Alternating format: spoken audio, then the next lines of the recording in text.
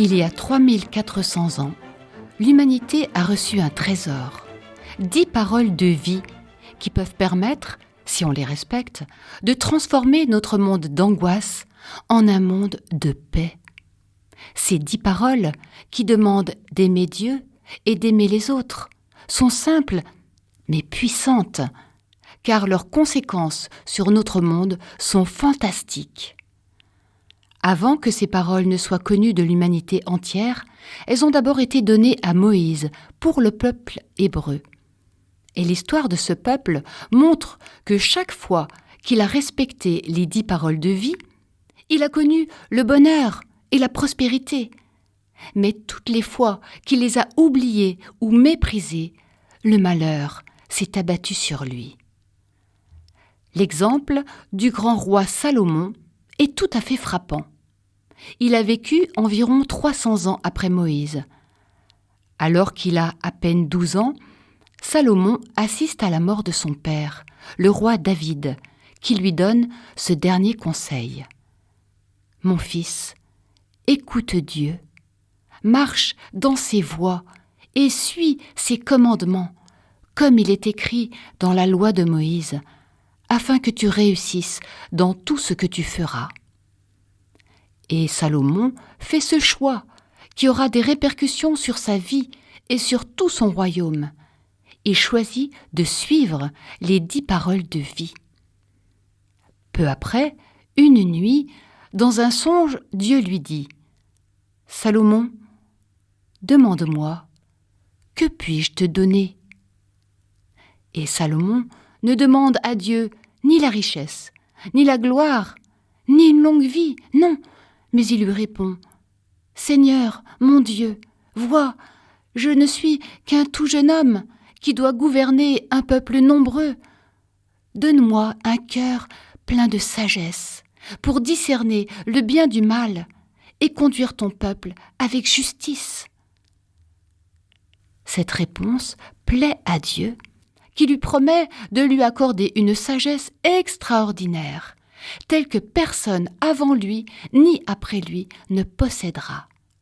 Et en plus, Dieu lui annonce qu'il lui donnera même ce qu'il n'a pas demandé, la richesse et la paix, pour lui et pour tout son royaume, à tel point qu'aucun roi ne sera comme lui.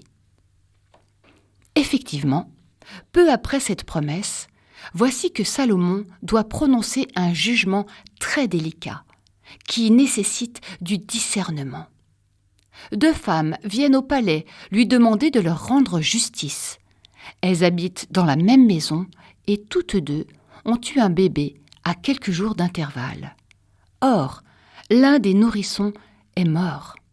Et chacune jure devant le roi que l'enfant qui reste en vie est le sien et que c'est à elle de le garder.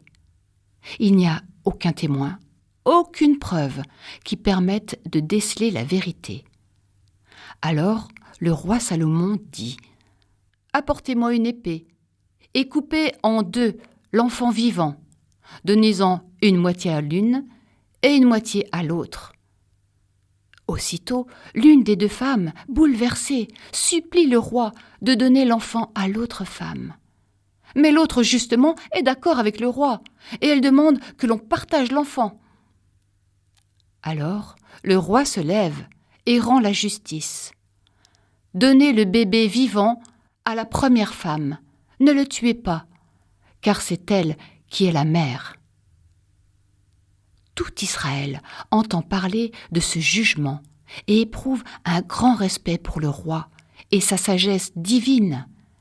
Salomon administre son pays avec cette même sagesse et il établit une paix durable avec tous les pays alentours, ce qui ne s'était jamais vu. Le climat devient si bénéfique que les récoltes sont surabondantes. Alors, le royaume connaît une telle prospérité que Salomon peut entreprendre le projet que son père David n'avait jamais pu réaliser à cause des guerres. Salomon construit une maison pour Dieu, pour la première fois, le temple de Jérusalem, une pure merveille, avec ses salles tapissées d'or et de pierres précieuses. Et Salomon fait placer au cœur du temple le trésor d'Israël, l'arche d'alliance contenant les 10 paroles de vie. Salomon demande alors à Dieu de bénir le temple, et le Seigneur lui fait cette nouvelle promesse. « Si vous continuez de marcher selon mes paroles de vie, ce temple, toi et tout le peuple serez bénis. Mais si vous vous détournez de mes commandements, je vous reprendrai cette terre, vous deviendrez la risée de tous les peuples, et ce temple connaîtra le malheur. » Salomon reste fidèle à Dieu, et sa sagesse grandit encore. Des foules et de nombreux rois viennent de toutes les nations alentour pour l'entendre et admirer les splendeurs de son royaume. La reine de Saba elle-même quitte son pays et vient voir de ses yeux si ce qu'on lui a dit du roi Salomon est vrai. Lors de sa rencontre avec Salomon, elle le met à l'épreuve par des énigmes et des questions complexes. Le roi répond à tout sans difficulté. Alors, la reine de Saba est si impressionnée par sa sagesse et par ses somptueuses richesses qu'elle en a le souffle coupé. Et elle dit à Salomon : « Lorsque j'étais dans mon pays, je ne pouvais pas croire les paroles extraordinaires que l'on disait de toi. Mais maintenant, je me rends compte qu'on ne m'en avait pas dit la moitié. Vraiment, ton Dieu doit aimer ton peuple pour lui avoir donné un roi aussi sage. »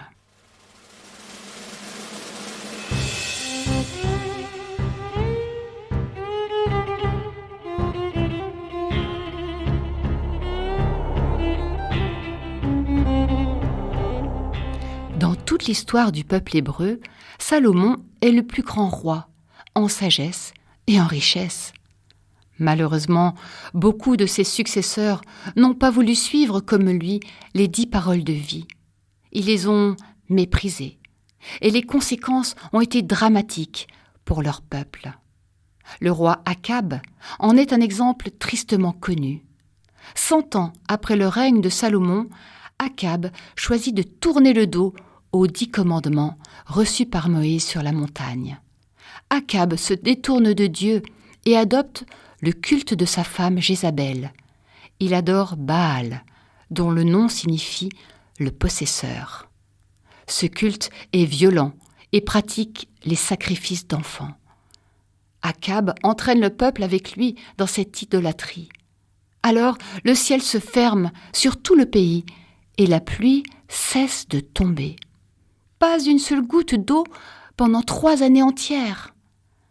La terre devient si sèche et si dure qu'elle se fend, les récoltes sont détruites, le bétail périt et le peuple meurt de faim et de soif. Par la faute de celui qui gouverne et qui a semé l'erreur dans les esprits, le royaume est plongé dans la désolation. Seul un homme a le pouvoir d'ouvrir le ciel et de permettre la pluie. C'est le prophète Élie qui est resté fidèle à Dieu.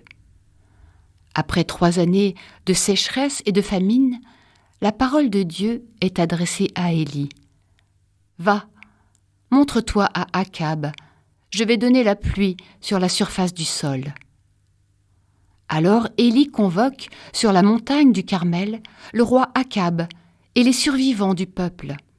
Il veut leur montrer que Dieu seul est puissant, qu'il est le maître de la pluie, du soleil, de tous les éléments.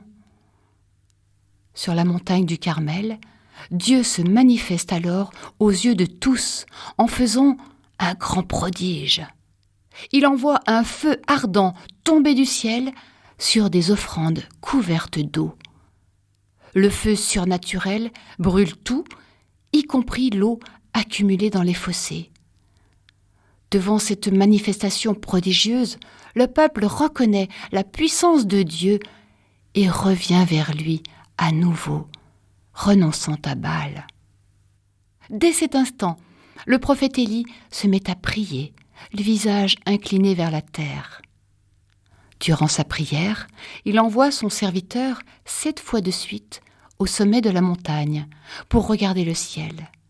Et la 7e fois, le serviteur voit un minuscule nuage qui gonfle et peu à peu remplit le ciel. Dieu a vu le cœur de son peuple se tourner vers lui à nouveau. Alors, les éléments retrouvent enfin leur équilibre. La pluie tant attendue tombe, abondante, généreuse, et elle fait renaître la vie. Mais Akab ne reste pas longtemps fidèle à Dieu. Et il recommence à transgresser les paroles de vie, entraînant le peuple avec lui. Aussi, son royaume sera sans cesse attaqué et assiégé par des pays voisins. Jamais ils ne connaîtront de période de paix ni de bonheur. Le règne d'Akab est à l'opposé de celui de Salomon. La suite de l'histoire du peuple hébreu dans la Bible montre clairement que le fait de ne pas suivre les paroles de vie les expose à toutes sortes de catastrophes et aussi à des révoltes, à la guerre, à l'exil, à tant de souffrances.